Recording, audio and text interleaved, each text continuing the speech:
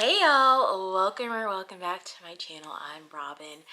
Today I'm going to tell you guys some of my favorite spooky books. It is spooky season, so I feel like if I tell you some of my favorites, you can tell me some of your favorites, then we can share all of the favorites, then maybe I'll find some new favorites.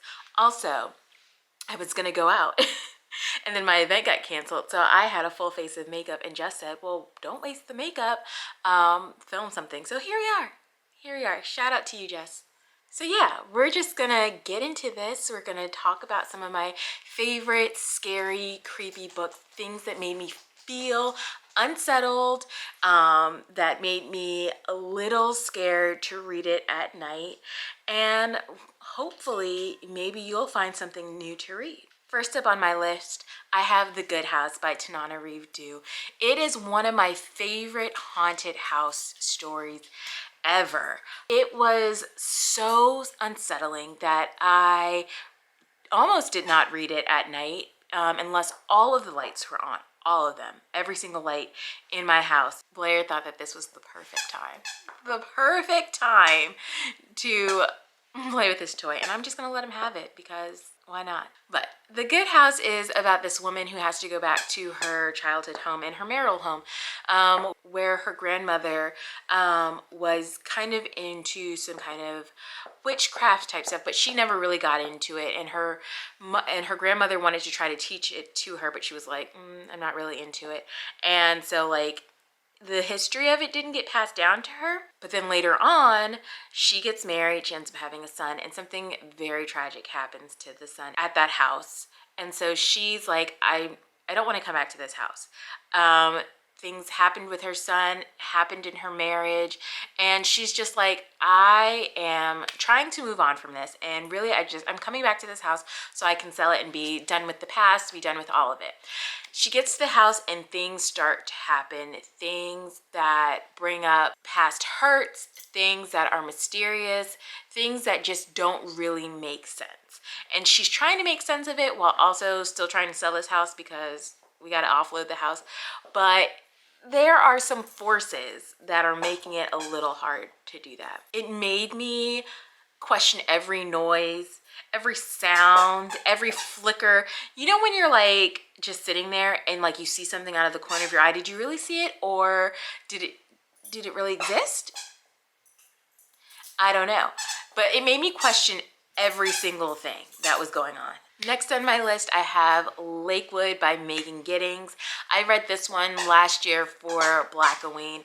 It's a medical horror, and let me tell you, the whole time I was reading it, I really wasn't sure if I was hallucinating things happening. Like, it felt like I was in the book. Things were happening to me.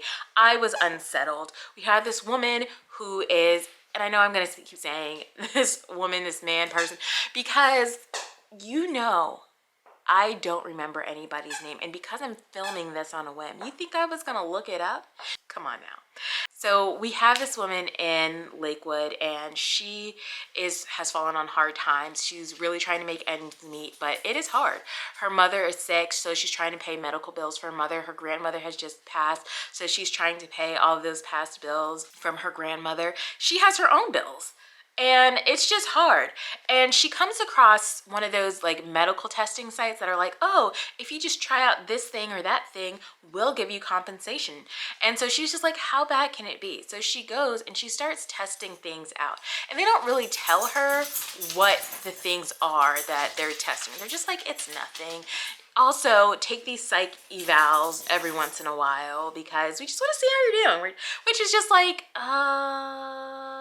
why do you want to see how I'm doing? Is this supposed to mess with my mental?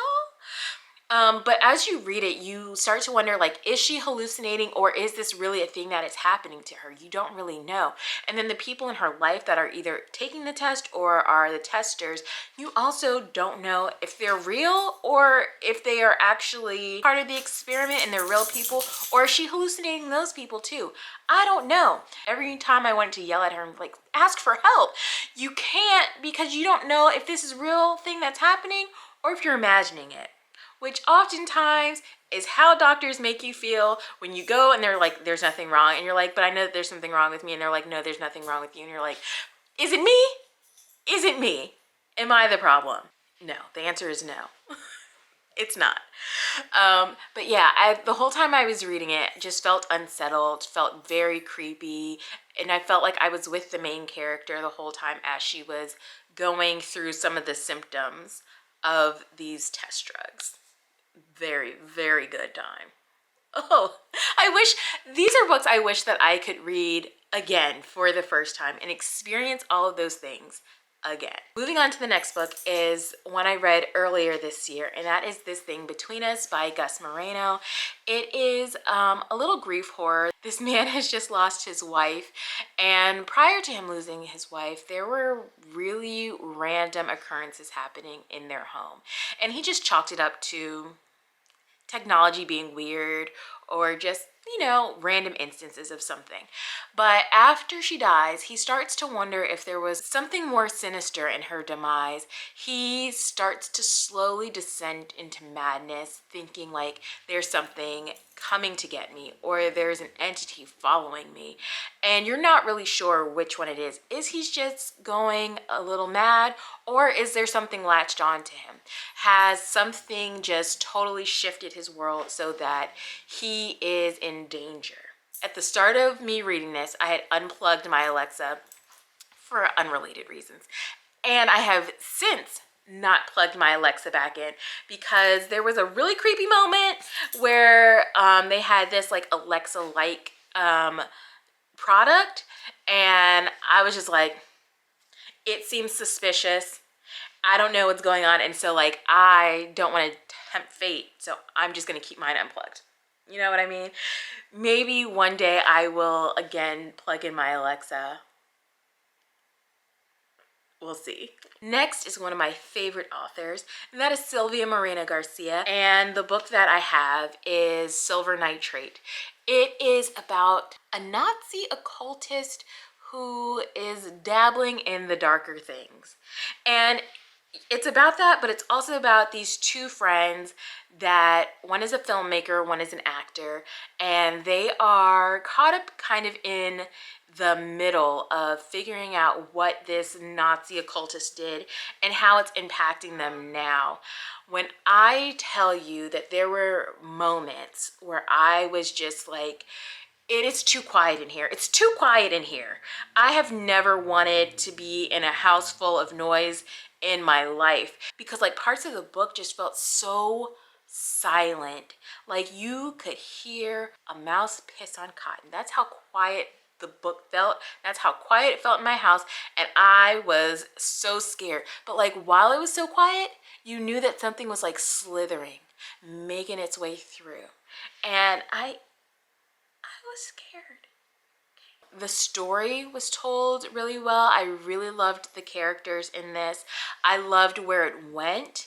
And there were times where it felt like there was a lull because we were getting some backstory, we were getting some history about what was going on with the Nazi dude and how he came into dark magic. But I still thought it was really interesting, and I was scared, and I would read it again. Will I read it again? Probably not. But I would for sure. Next, I have a YA, and it is The Diviners by Libba Bray.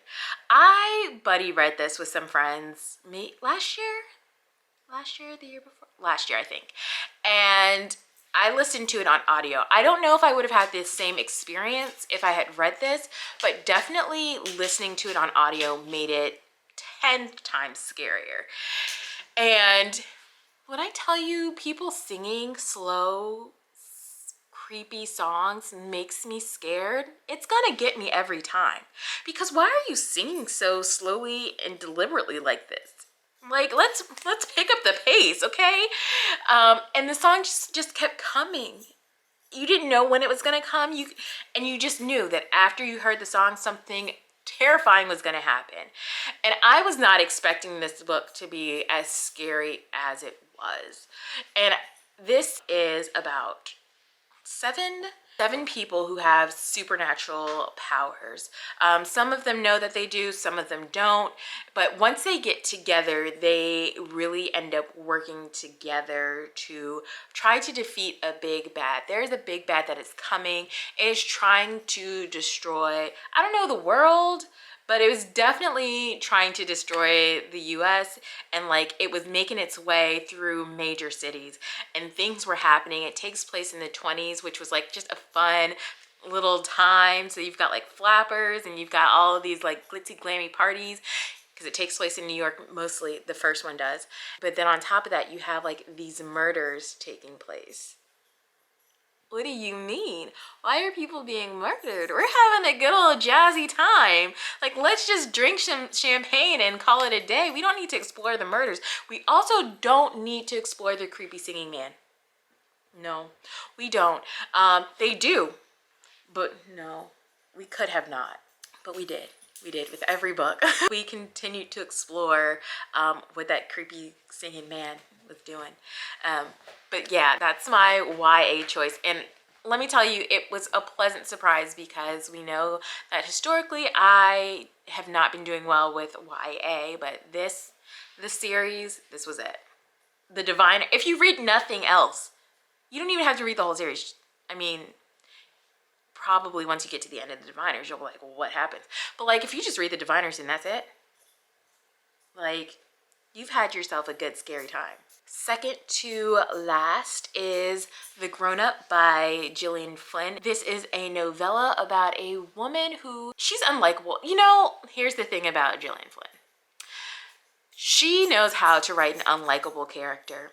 I don't think there's ever been a single book I've read of hers where I was like, I'm rooting for this character and this character alone. There are many times where I'm like, I hate everybody in here, but I'm having a good time.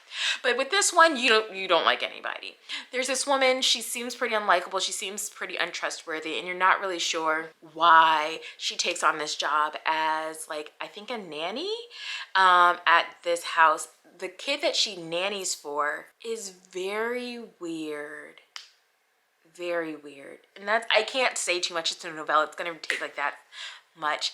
But like, kids themselves just creep me out because, I mean, have you seen a horror movie with a kid? They're the creepiest. But something about this kid just makes you feel like something is not right with him and he might kill you in your sleep. And so you don't know whether you should trust the lady or you should trust the kid because both of them seem pretty untrustworthy and very, very highly suspicious. And then last but not least on this list is a middle grade. And when I tell you, don't sleep on middle grade horror because middle grade horror will have you up at night. So a collection of short stories by Patricia McKissick. This is called The Dark 30. And this is a group of short stories about kind of ghost hauntings in the southern states. I think they're mostly in the southern states.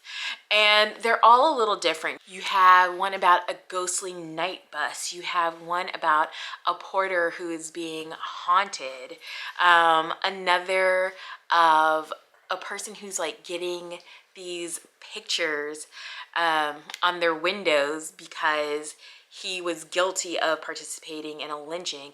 It's very, very scary. It's very historical where they take elements of wrongs. I want to say this is really like the Jim Crow South era of things that happened in that time and maybe to individual people and like turn it, I mean, it's already horrific, but like really turn it into a ghost story and just about a haunting and the wrongs done to people. Scared. That book, I literally was only reading in the daytime. Only the daytime. Because you're not gonna get me. Although my theory is if you are reading any of these scary books and it's in the dark, if you start to hear something, if you just close your eyes, you're fine. Because if you can't see it, it can't see you. That is the theory. That is the running theory. And it works. It works every time. Because you hear a noise, you freeze, You do a quick look, and then you close your eyes, and then you just keep moving with life. You close your eyes and you do not go back to the thing that you were doing. Like, don't close your eyes and then open them to like see if it's gone. That's not how that works. You close your eyes and then you just go to sleep. You just go to sleep. Those are some of my favorite spooky, scary, creepy books. And let me know if you've read any of them, if you hated them, if you loved them. I mean, if you hate them, tell me gently. But if you love them, discuss about it. But if you have any recommendations of your own for a good old creepy time, let me know, because it's still October. I still have room to be scared. Although I have been a little scared. Just a teeny bit. So give me all of your recs. I would love to hear them. Let's talk about it down below. And until next time, bye.